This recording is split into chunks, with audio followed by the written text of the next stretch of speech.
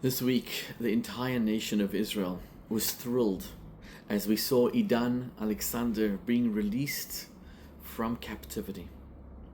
This person spent, 584 days in a hellhole, in a Hamas tunnel. His name, Edan. Edan comes from the word Eden, Garden of Eden. Eden, which means paradise. It means he's coming from the greatest levels of pleasure, of bliss. But he actually spent so many days in the opposite of Eden, in a hellhole of Hamas. And we know just a little bit of the torture that he was placed. His hands were tied, his legs were tied.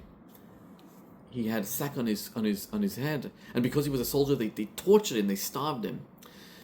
I can't think of a situation where you take a human being and you take more from him than what we took from Edan. You see, a person has three natural things: the air we breathe, the food we eat, clothing, shelter. All of this was taken away from him. His home, his friends, his money, his job. They put him in the tunnel where there's no air. Basic necessity, they took away air. They took away his food. They fed him nothing. Food, water, hardly got anything. And on top of that, they shackled him. They took away his freedom. They put him in a cage. This is unbelievable, barbaric torture, and the exact opposite of his name, Eden, which means Gan Eden. His grandmother said that she has a book of Tehillim, of Psalms, that she recites all the time. And when he was released, she recited Mizmor LeTodah, a song of thanking God for his release. But there's one thing his Hamas tormentors could not take away from him, and that is his soul. A Jew has a soul. It's a part of God deep inside of him or her, and nobody can ever take away that relationship with God. You could strip a Jew, strip us from everything we have, everything, our food, our clothing, our shelter, our home, our money, our everything, our car. But you cannot take away our soul. Never. It can never be taken away. Even if you die, you cannot be taken away. That is a part of Hashem. That is the part that makes us resilient, that makes us impossible to defeat. It's the soul. It's that Tehillim, that Psalms that his grandmother recited. And his name, Eden, Gan Eden, that's truly what he is. That's really what he is.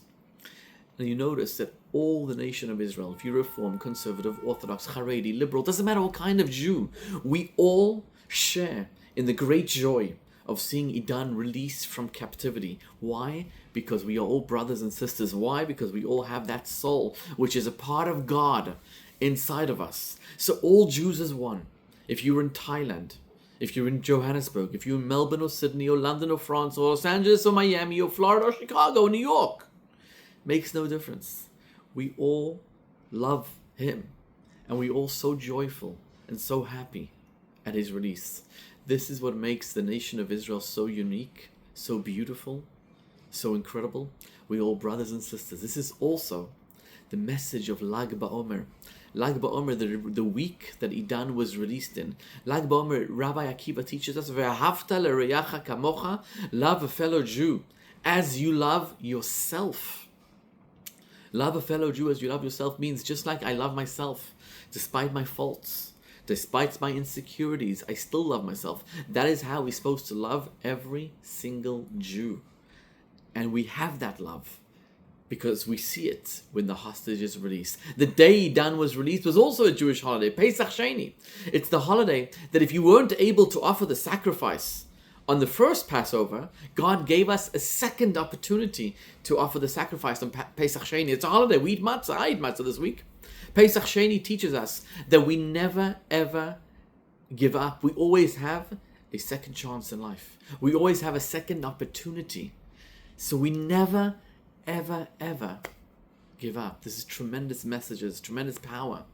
May we all collectively realize and see and witness the release of all our hostages. May we all witness the coming of the Messiah, of Mashiach, where there will be no more wars, no more pain. All our wounded soldiers will be healed. All our hostages will be healed. Our greatest weapon is our brotherly love one for the other. It says, Barcheinu Avinu Kulanu Kechad. God is our Father. For our Father, the greatest gift is that we are united as one, that we don't fight one with the other. And we saw this so palpably this week. May this love continue forever and ever.